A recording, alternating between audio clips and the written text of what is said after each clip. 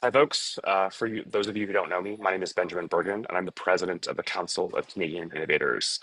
And before I turn things over to Daniel Perry, CCI's new Director of Federal Affairs at the Council of Canadian Innovators, based in Ottawa, I want to just set the stage for today's conversation.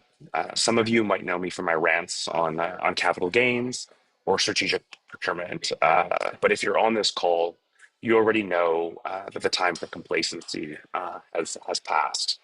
There's no going back to normal, and this is not about borders or about other issues that the president is raising.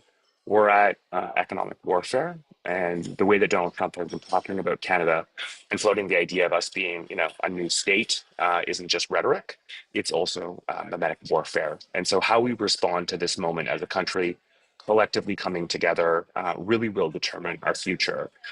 So, as we think about these challenges and think about, the opportunities, we as Canadians have to play our part. So, what's at stake? Let's obviously stay focused. The conversation that we're going to have today is really going to be focused on tariffs. We obviously have had a 30-day pause, which is a good thing in terms of opportunity to pivot and to figure out best ways of response.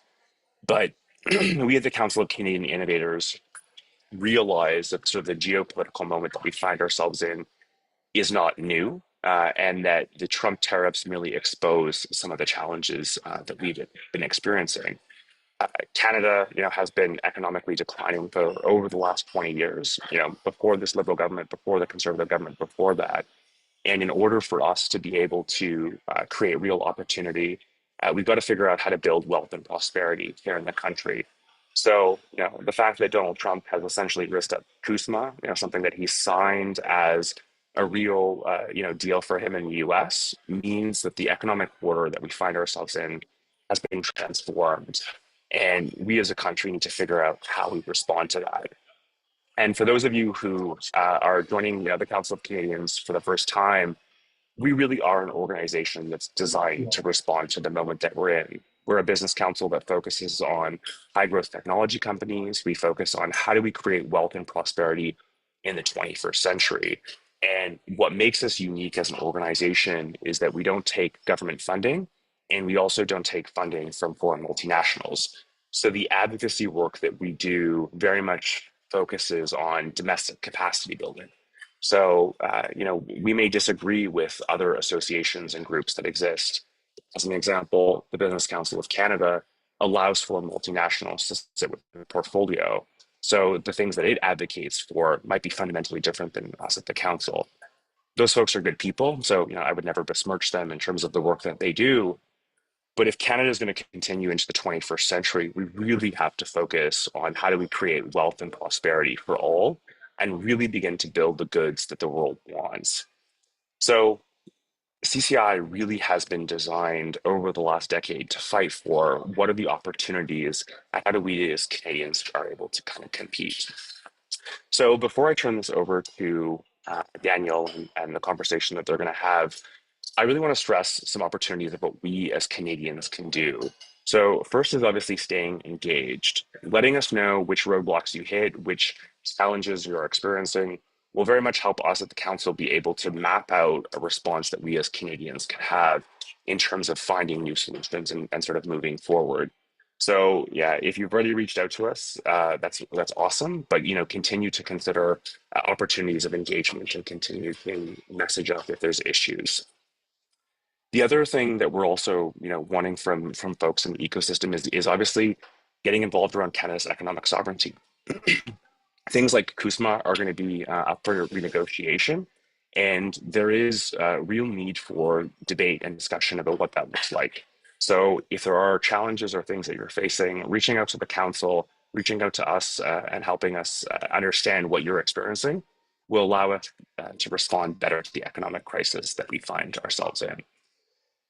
Two other areas where folks can get involved. One is really around buying Canadian. So at the Council of Canadian Innovators, we launched a Buy Canadian series. Folks may have seen that. Our first piece came out last month, and we moved from using Stripe, obviously an American solution, to Helsa, a Canadian solution based in Calgary. And they're amazing, not just because they're Canadian, but because they are cheaper fees, more user friendly, and we at the council have been able to use it in a really efficient way. So if you're interested in sort of our Buy Canadian series and wanting to participate in, please obviously reach out to myself or to folks in the team. Getting a sense of how we as Canadians can respond by supporting domestic innovators is really, really key. And we'll be doing a lot more of this in the coming weeks and months. Lastly, for those folks who are senior leaders or CEOs of major technology companies headquartered here in Canada and are not members of the Council of Canadian Innovators, please consider to join us. As I mentioned before, we're not for profit. We're not funded by foreign multinationals or the Canadian government. We're actually funded by domestic technology companies. So what firms tell us are their key priorities are the areas that we advocate for and push for. And so by being able to create a stronger, more thoughtful response, we're able to do more work like the Buy Canadian series, but also hold conversations like this and engage with Canadians. So before I pass it back over to Daniel, I just want to thank everyone who is participating in this call. We've had a tremendous response in terms of those who join, and this really is just the beginning of the work that we're going to do. The Trump administration is 4 years, so we got to pace ourselves. But responding to the crises that we find ourselves in and the new economic reality is critical for us as a country to move forward. So to all of you who are on the call today, welcome to the Resistance. You're definitely part of a group that is wanting to figure out how we as Canadians can move forward in the 21st century and how we can create economic opportunity, not just for ourselves, but for all Canadians, and make sure that truth, love, and justice ultimately are the end results of all of this hard work. So I thank you very much for your time. I'm going to pass it over to Daniel, CCI's new Director of Federal Affairs, obviously taking over that leadership role in a rather challenging moment or time. So thank you, Daniel, for joining us and for joining the group. Absolutely. And thank you, Ben, for the kind introduction and the insightful overview. And thank you, everyone, for making the time to join today. I know it's quite a busy week and we're only at Tuesday, so very much appreciate everyone that was able to join the call today. This is the first of what will be a series of calls on Canada-US relations. We have a lot to discuss. There's a lot of fast-moving developments from the week, and let's just dive right into it. So earlier this week, as of yesterday, Prime Minister Justin Trudeau announced a temporary pause on the tariffs following an agreement reached with President Trump. While this 30-day pause offers some relief, it comes at a cost for Canadians. As Canada has committed to increasing our border security, we will be investing $1.3 billion in new resources, appointing a fentanyl czar, and launching a joint strike force with the US to combat trafficking as well as organized crime. The threat of US economic aggression has not disappeared with this pause. President Trump continues to casually float the idea of Canada becoming the 51st state as a way to resolve the dispute. I think we're all aligned on this that can't happen. Canada is a very proud nation, and we need to continue that. And this all really stems from the rhetoric that we saw on the campaign trail from President Trump, as well as the executive order that he signed this past weekend, which imposes steep tariffs on Canadian goods. So let's take a step back and take a look at what the details of that executive order were. So initially, the plan was supposed to go into effect today, but our government was able to negotiate a 30-day delay on the tariffs, which would have been 25% on all Canadian and Mexican imported goods into the US, as well as a 10% tariff on Canadian energy exports. The order also included a clause warning that if tariffs were introduced by Canada, the US could introduce their own countermeasures. And there were no carve-outs or exemptions in it, so it really shows that the US administration was focused on addressing their concerns around the border before they would step back, which appears we've started the ball, but there's still more that needs to be done. And in response to this, on Saturday evening, Justin Trudeau announced a series of counter tariffs on the US, starting with a 25% tariff on $30 billion worth of American goods, which was going to go into effect today, but again, has been delayed a month. And then an additional $120 billion in tariffs that will go in a month after the first round gets implemented.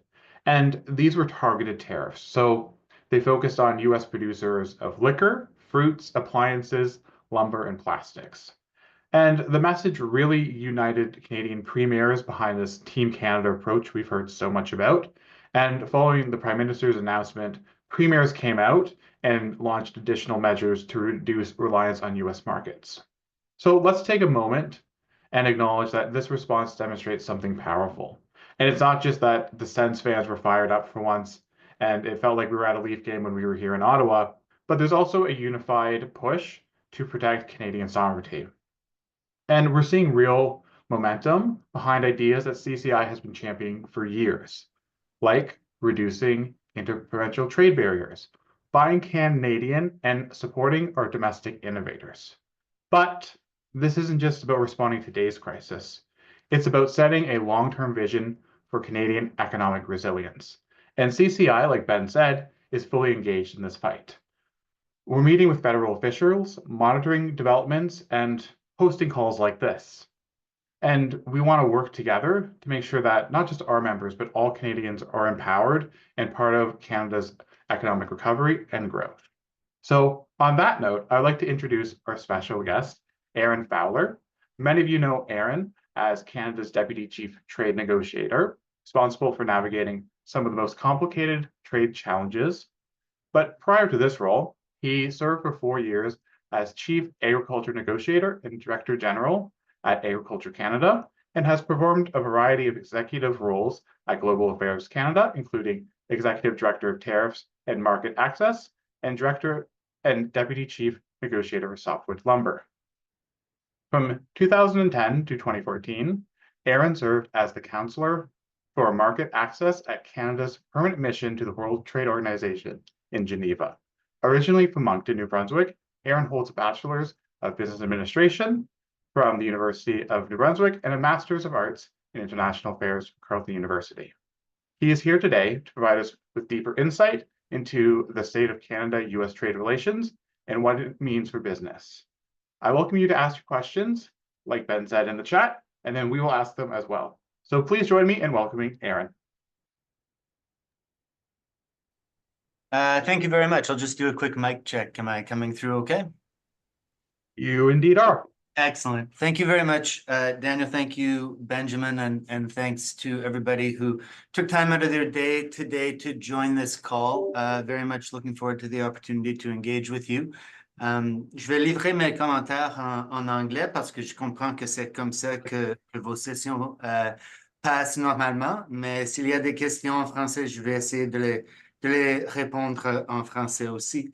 Otherwise, I'll stick to English for the rest of this. I think this is a pretty fluid environment that we find ourselves in. I think Daniel did a really good job of sort of bringing us up to where we stand as of today. And I would like, I think, to focus the bulk of the time that's available to us on answering the questions that are really on your mind rather than telling you things that you already know. But I do think it might be useful just to go back a little ways and talk about the work that we have been doing internally in Canada and with the United States in the lead up to not only President Trump's inauguration, but to the deadline of February 1st, and I guess all the way through till today, and outline some of the work that we're going to continue to have to do over the course of the coming weeks and months. And we look forward to doing that in close collaboration with our partners in industry, including with members of the CCI. So, look, if you paid attention to my bio, and I can understand that you probably hear a lot of those and might not have, you may have picked up that I've spent a pretty significant chunk of my career working on issues in the Canada-US economic space. So softwood lumber, I was the chief negotiator of the dairy provisions in the CUSMA last time around, when the Americans hit us with duties on steel and aluminum. In the first Trump administration, I was the executive director of tariffs here at Global Affairs. And I've been working more or less in the kind of Canada-US trade space going back to 2006 or so.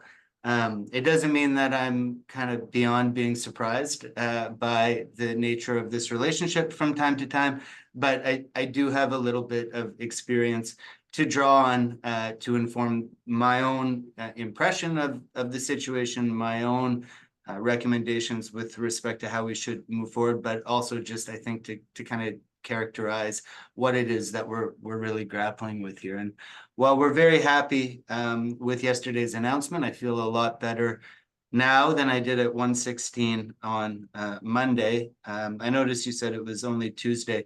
Daniel, I'm not sure how that's entirely possible, but if you say so, I'm going to have to believe you.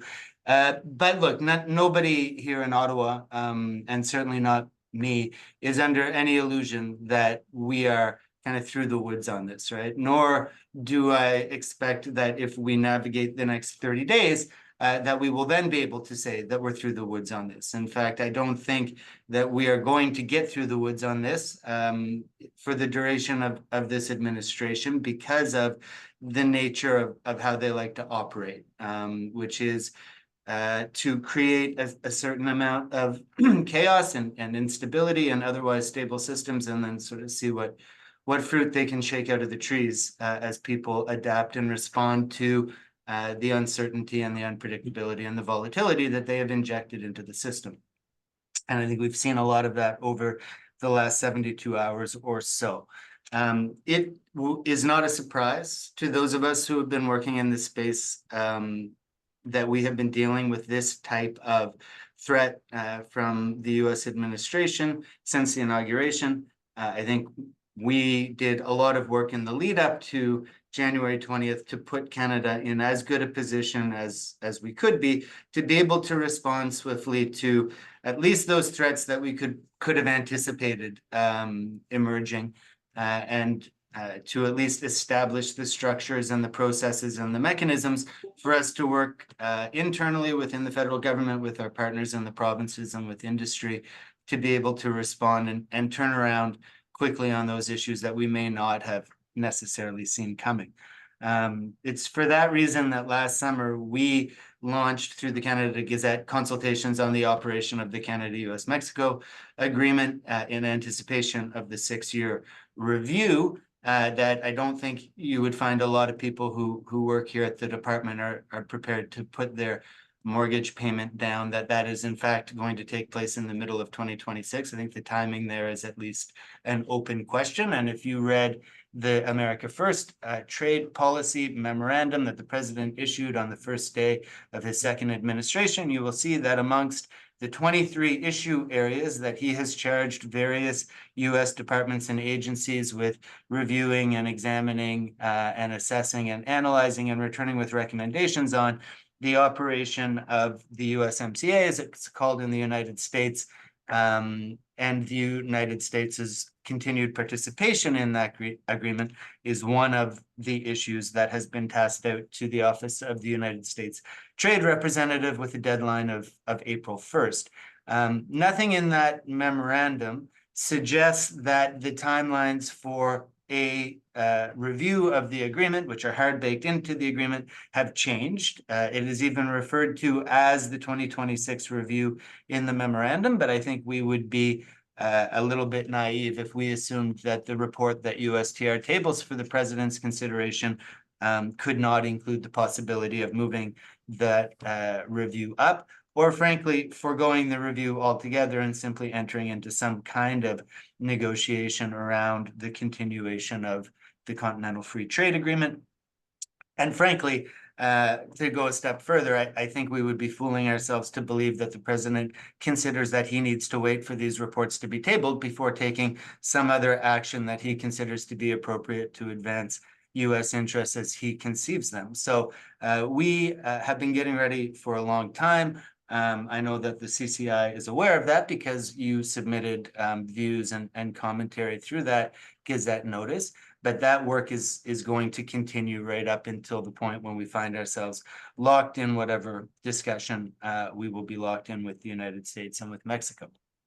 So we have also, in parallel to the work that we've been doing to get ready for a possible negotiation, we have been doing a lot of work on the ground in the United States, not just alone as federal actors, but in partnership with provinces and territories and with private sector actors as well, to try to seed the ground in the United States with facts and with a much better appreciation of the nature of the Canada-US economic relationship and the benefits that that partnership brings to the United States.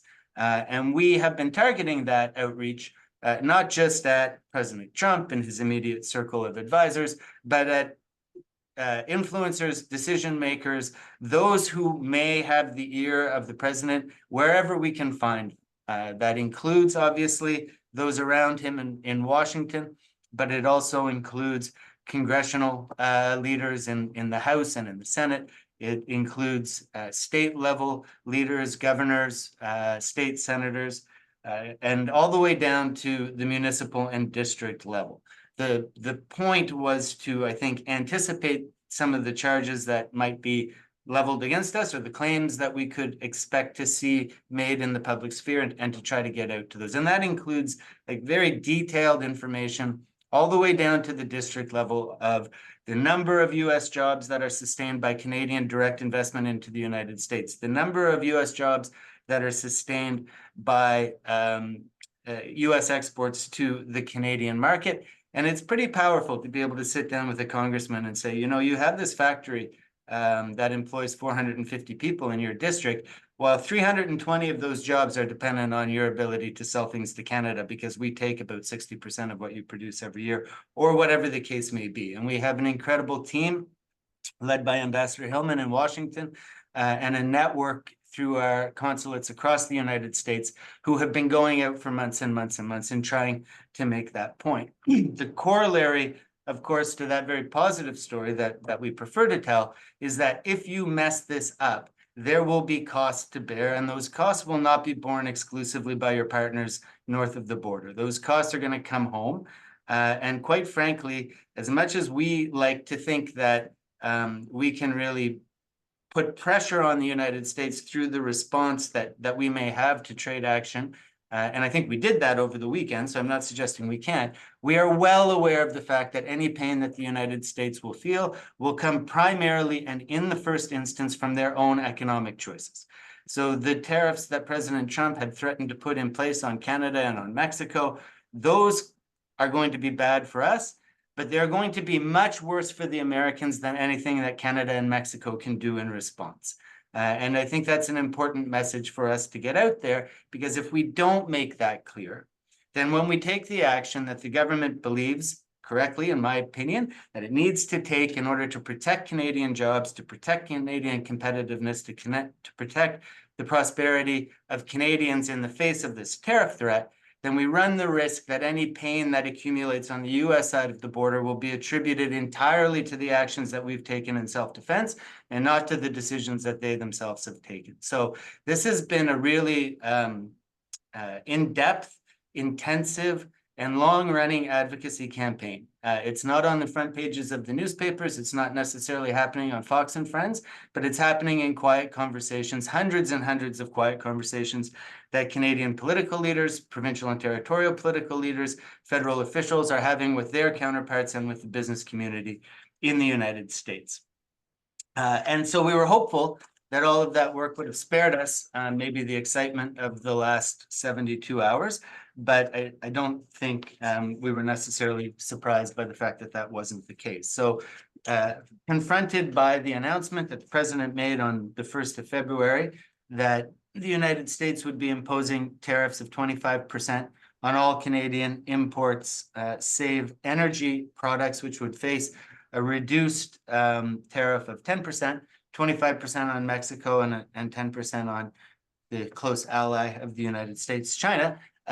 We had, I think, it was very obvious to the government that it needed to react, and it needed to react in a way that was serious, committed, steadfast, but also measured and proportional, and not liable to be characterized or not easily characterized as an escalation of the situation. And it is for that reason, I think, that in the first instance, the quantum of US imports into Canada that would have been hit in that initial $30 billion countermeasure list is a modest number. I mean, I don't think any of us would suggest that it's not a significant number. It's a very, very significant number. It would represent one of our top, I think, 5 trading partners, the entirety of what we import, if you're talking about it comparatively. But it was significantly less than the tariffs that the United States were threatening to impose on Canada.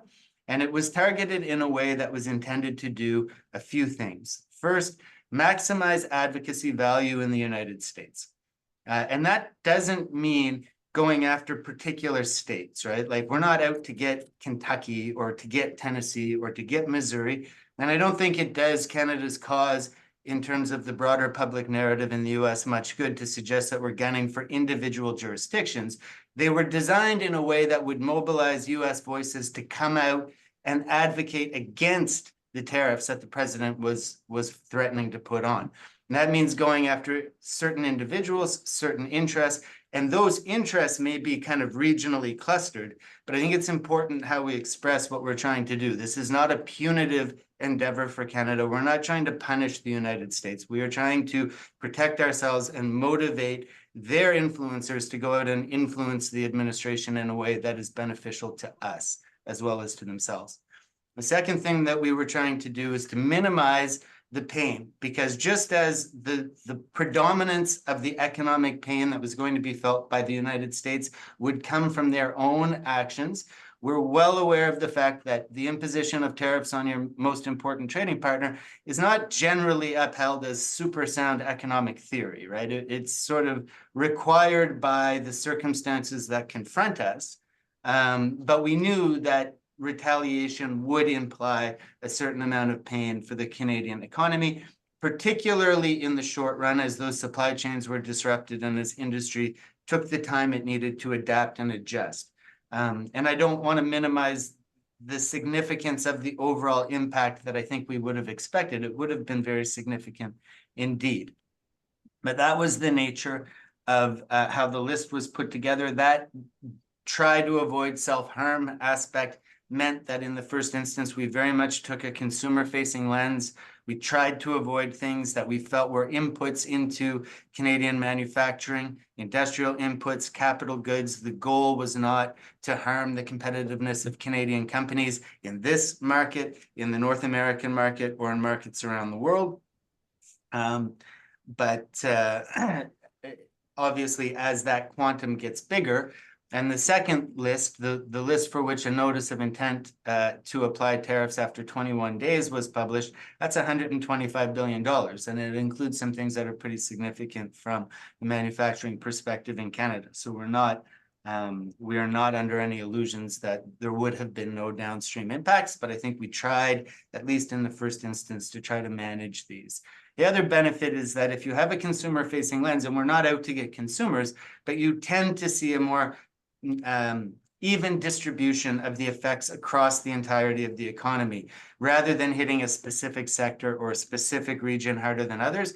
I think the government's view was that in the first instance, keeping people together was a really, really critical goal, and that meant not being seen to pick on any one sector or any one part of the country. And I think that's very reasonable. In parallel to that work that we were doing on designing the tariff list, there's a lot of work happening in Ottawa on mitigating the impacts of this trade crisis, both, I think, by trying to create a very business-friendly operating environment in Canada, putting in place the right sort of conditions for success taxation-wise and otherwise, looking at the programs that already exist and asking ourselves whether those things needed to be topped up or adapted, if the terms of reference needed to be tweaked to ensure that they were as effective in responding to the reality of the situation that we found ourselves in as they possibly could.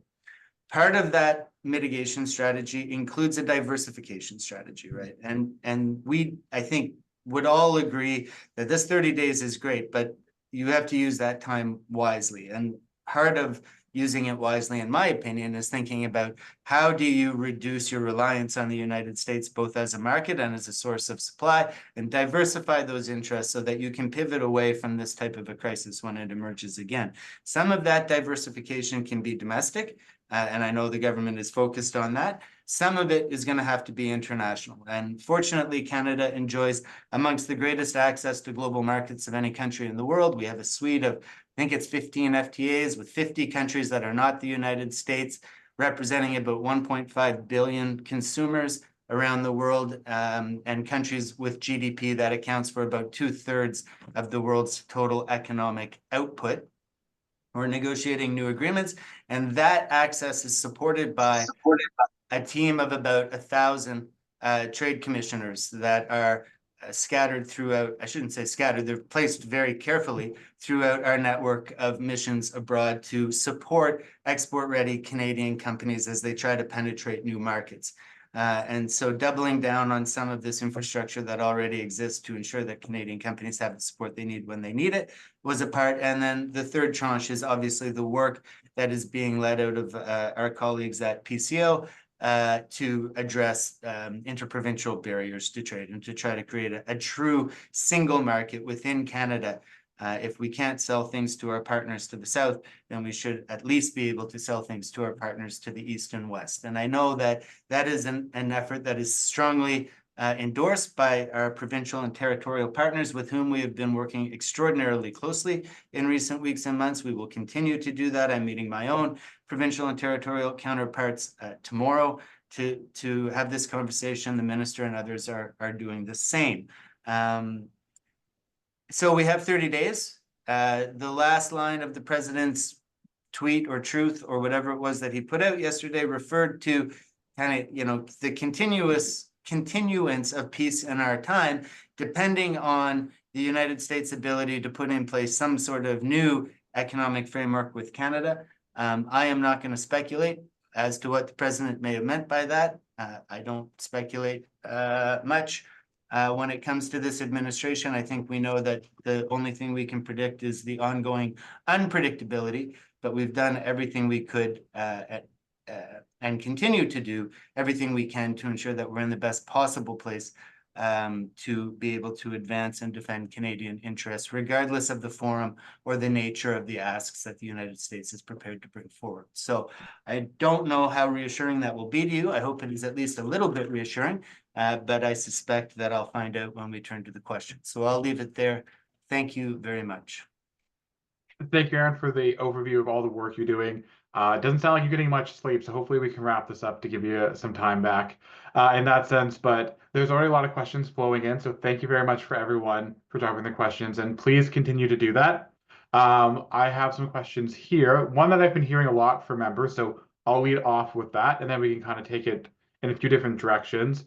The question is, as the U.S. tariffs on Canadian imports appear to be broadly applied, has there been any confirmation or indication from U.S. officials regarding whether digital goods, including software, will be covered under these tariffs or future tariffs, and how is Canada prepared to respond to that? Thanks. It's a good question. Basically, as near as we can figure, reading the executive order and the direction that was provided by the White House to Customs and Border Protection to implement the president's order, these are pretty broad-based tariffs, right? So anything that has an HS code when it crosses the border would attract either a 25% or a 10% tariff. Beyond that, the presidential order made it clear that what we sometimes call the courier window or the de minimis threshold, that $800 rate below which no customs tariffs are applied, even if they're otherwise due, was also going to be suspended.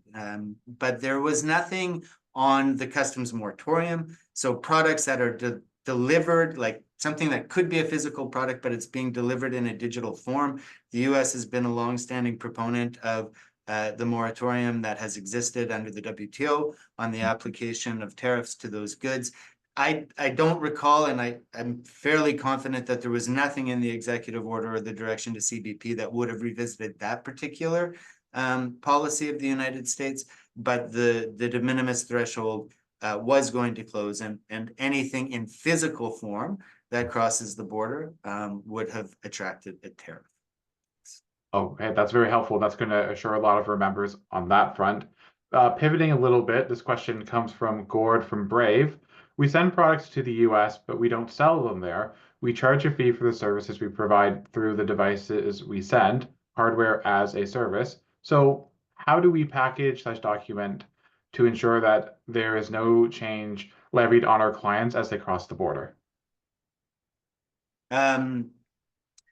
It's a little bit of a tricky question to answer with only that much information. But if you are sending a physical device to the United States, then that physical product will have an HS code that's attached to it, and the United States would presumably have charged 25% of the sale value. Now, if your sale value is something like, $1 because your revenue stream comes from the subscription or the services that are provided after the fact, then you could perhaps shield some amount of that.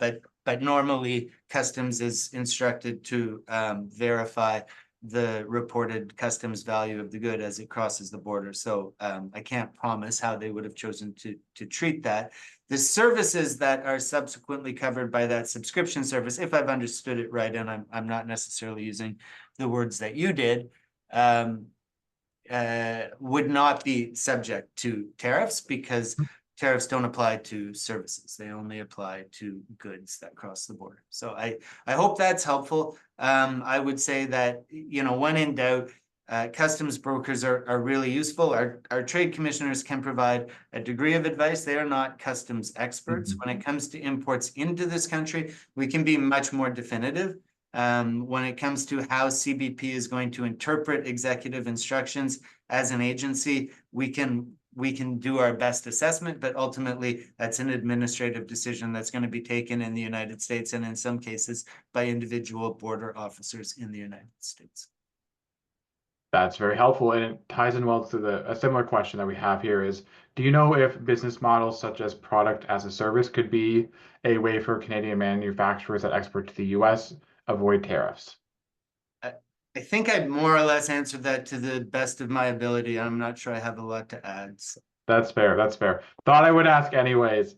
Another question we have here is, given the current trade war, this could be a strategic opportunity to address key issues related to AI, global trade and innovation, and the Buy Canada initiative. Would it be timely for members or businesses to coordinate a group response? Yes. I think, look, there is a very strong marketplace for ideas right now. I think you and your members would have heard the Prime Minister in his remarks on the first say that all options are on the table. That's a line that I have said and heard a lot over recent weeks.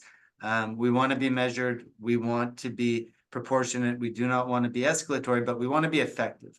And for us, the effectiveness of our approach will be measured in whether or not those tariffs ultimately come to apply.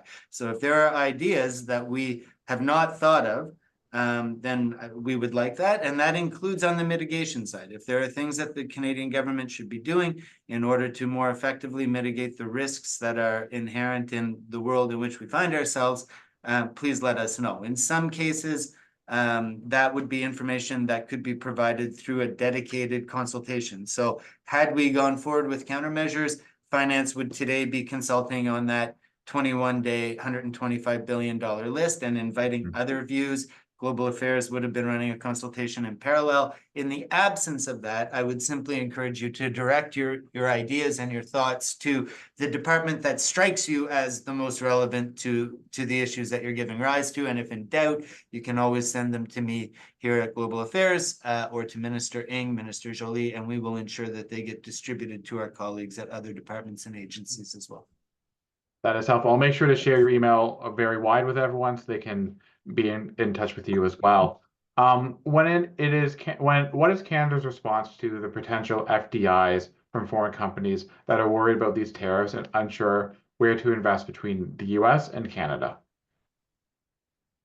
Yeah, I think that's a very reasonable question. My investment hates like an unpredictable environment, right? Investment hates volatility. And when the situation is uncertain or it looks to be shifting, then I think the bias is towards simply locating in the largest market to minimize your exposure to that. I think the challenge that the Canadian government will have and that we will all have is to persuade international investors that this continues to be a really excellent value proposition from an investment standpoint. And I think there's a lot of things that make that a really easy sales job, right? Like this is a very stable operating environment, very low political risk, highly educated workforce, and I don't want to get ahead of colleagues at the Department of Finance or elsewhere, but I would imagine that in short order, we will have more selling points that we can highlight to potential international investors. And we're also a fantastic platform from which to service markets around the world. I am confident that at some point, perhaps not this week, but at some point, we will return to kind of normal relations with the United States. We have a great partner in Mexico. The North American platform is probably the most competitive in the world. And as I said before, from here you can take advantage of duty-free access to a further 50 countries around the world. So I think we have a lot of great selling points, and we're just going to continue to do everything we can to ensure that that's understood by the international investment community. Absolutely. And again, thank you very much for your work. I can imagine it's quite tiring and quite busy to be selling Canada nonstop, but it's important work, so thank you. Pivoting again, what discussions, if any, have taken place among branches of government? So I'm thinking BDC, EDC, on how the latter can support exporting Canadian innovators during this volatile time that is impacting everything from sales to fundraising. Yeah, so a lot of these conversations are going on. In fact, I was in a call last night with colleagues from Export Development Canada and the Trade Commissioner Service and Finance. In many cases, these programs already exist, right? There is a pretty strong suite of supports that the federal government provides to help Canadian businesses reach international markets and then be successful once they get there. The question I think that we have right now is, look, a certain amount of our export promotion and support initiatives up till this point have been focused on the United States, which is a reasonable thing to do when you consider that almost 3/4 of your exports are going to the United States, and you are competing with not only US companies, but with suppliers from other countries in that extremely critical market. But now the world is a little bit of a different place, right? And so do we have those resources allocated in the right way? Are they focused on the right markets, given what Canadian businesses are telling us is their priorities with respect to diversification, where they think they have a competitive advantage, and so on? And are those programs adequately capitalized to be able to provide the level of support that we know Canadian business is going to need over the next little while? I don't know the answer to all those questions, and in some cases, the analysis I think is still ongoing to be able to provide a really comprehensive answer to it. But that's the type of questions that we're asking ourselves. And if we find a gap and say, holy cow, we really should be doing this thing in this market, and nobody is there, not us, not I said, the provinces don't do it, then I think we can have a conversation from there. But for now, we're very much focused on working with the suite that we have. Excellent. And going back to the question previous, talking about trade agreements and the work that you're doing there, how does Canada approach trade agreements with partners like the EU and the UK in light of the recent US tariff threats? And given you said that the goal of returning to normal, a phrase I didn't think we'd be saying in 2025, but here we are, should we reassess the reliability of the US as a stable trading partner? Well, look, I think the United States is a country of laws, and I would say that the government of Canada is not presently advising Canadian companies not to do business in the United States. But your members can read the newspaper. They understand that these are very fluid times, and they will have to reach their own, I think, conclusions as to whether they want to maintain the exposure to the United States that they currently have, or if they want to find ways of diversifying their own operations. But for the time being, I don't think the government of Canada is providing any advice in that respect. The two examples that you gave, Daniel, the EU and the UK, are actually partners with whom we currently have pretty effective trade agreements. The CETA with the European Union is, one of our, what we call the three kind of golden agreements, the CUSMA, the CETA, and the CPTPP, very, very high standard agreements that give a very good level of access to each other's markets. With the United Kingdom, it's no longer covered by the CETA, but it is covered by an agreement that we call the Trade Continuity Agreement, which is essentially ports over the obligations that we had to each other under the CETA into a separate legal instrument. And that legal instrument is going to stay in force until such time as Canada and the UK negotiate a new free trade agreement, and those discussions are ongoing. But in the meantime, this is not kind of a tier 2 agreement. It's a very high quality agreement that would give access to Canadian exporters on something like 98% of all tariff lines, and has important services and government procurement and other provisions in it as well.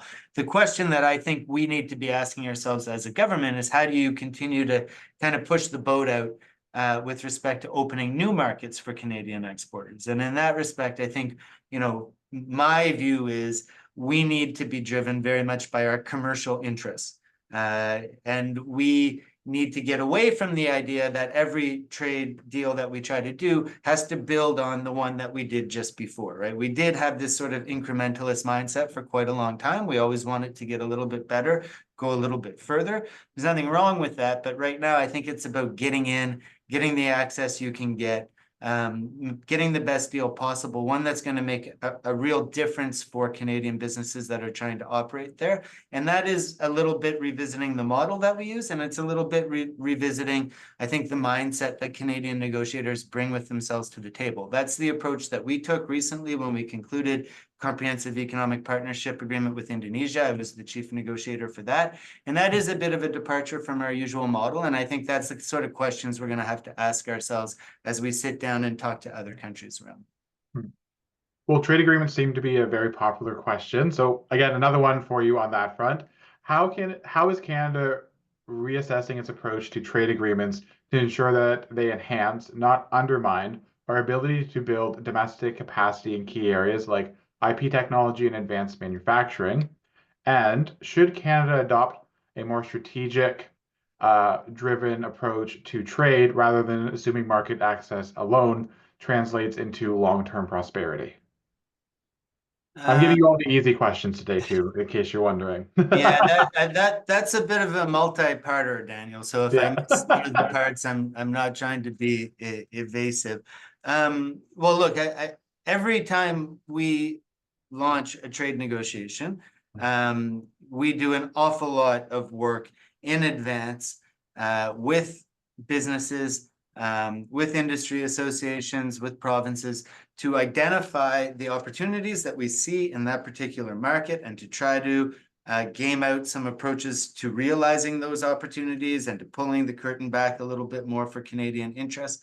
And we also try to identify the sensitivities that may exist for the domestic industry vis-a-vis the country in question. So are they a particularly competitive exporter of something where we have a sensitive domestic industry? And then we try to incorporate into the trade agreement mechanisms that are designed to address those sensitivities. So a very simple case may be, this is a really competitive exporter of, say, footwear, and the Canadian footwear industry is not really ready for that right now. So we will phase this market access in over a prolonged period of time to give the domestic industry the time to make the investments necessary to improve their own competitiveness, so that they can meet this new challenge head on. That is an old classic example, but we're doing that all the time and across all the chapters. So what are the services obligations that we want to take on?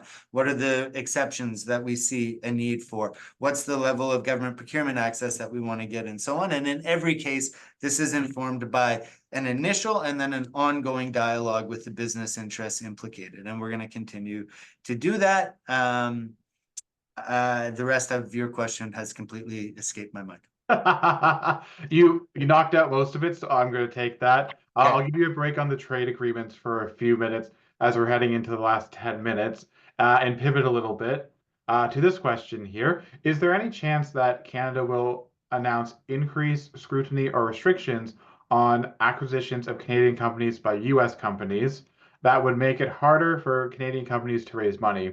Would anything be done to offset the increased challenge in raising money as well? I think that's a little outside my swim lane. I appreciate why the answer is of interest, but I am just an ink-stained trade negotiator here at Global Affairs, and they don't ask me about that sort of thing. I have not heard that such a consideration is underway, but I don't know enough about it to speak intelligently. I'm sorry. That is very fair. I think we'll move to some lighter questions to make it a little bit easier as we try to wrap up here. How can our members, or the folks on this call, help with the quiet conversations you were talking about at the beginning? I really think that it is essential that we all use collectively the network of contacts that we have in the United States to try to explain the nature of the Canada-US economic relationship and the benefits that accrue to the United States as a result of that relationship, and the benefits that accrue to your partners in the United States, whether they're your clients or your suppliers, what it is that they derive from this mutually advantageous relationship that we share, what it is that they derive from 30 years of kind of North American integration of supply chains and value chains, and what they stand to lose when those supply chains and value chains and established business relationships are interrupted and upset. The more people in the United States know that, the more we have gotten out ahead of the US administration's potential narrative, the more we have kind of seeded the ground with our own explanation and the reality of the situation, then the better, I think, our chances that when and if we face another disruption or another tariff threat or another withdrawal of something that we've come to rely on, that there are voices in the United States that say, hold on, that's not good for me. Because the one thing we know is that while we have great and constructive relationship with our American counterparts, Americans don't put nearly as much stock in what they hear from Canadians as they do in what they hear from Americans. And rightfully so. So we have to do work right across the waterfront, I think, in the US. And I think that's a great place to conclude today. I would like to thank you, Aaron, in particular, for your time as well as your insight. This conversation has been very insightful for myself. I know everyone on this call as well. So thank you very much. And again, thank you very much for the work you're doing, as well as that your entire team is doing to make sure that Canada is heard on the national scene and is being, the response is being tailored appropriately. So thank you once again. Thank you, Daniel. And just before I go, you offered to circulate my email address. And while I would like to hear from all 500 of the people on the call right now, we actually have a consultative email box set up. And so I will send that to you, and maybe you can circulate that one to the participants rather than mine. Not that I will read the ones that you send me, but I'll give you a more useful box. Excellent. That would be perfect. And we'll make sure that we include that in our wrap-up email as well. And this is just the start of many calls that we'll be having on this topic. So everyone that's on here, thank you very much for joining us, and we will continue to be engaged going forward. The conversation we had here really kind of highlights the growth and wealth creation that we generate as innovators in Canada, as well as we would bring to the national economy. So my call to action for everyone on this call is please stay engaged, stay in touch. If you have a question or encounter a challenge, please feel free to reach out. If you're facing the problem, most likely other innovators are as well. And we want to hear from you. We want to make sure that we're all engaged and a part of this process. So please reach out to email to us. We'll be, as I said, we'll be sending the recording around. We'll also be sending a link to our Slack channel. So please join that as well.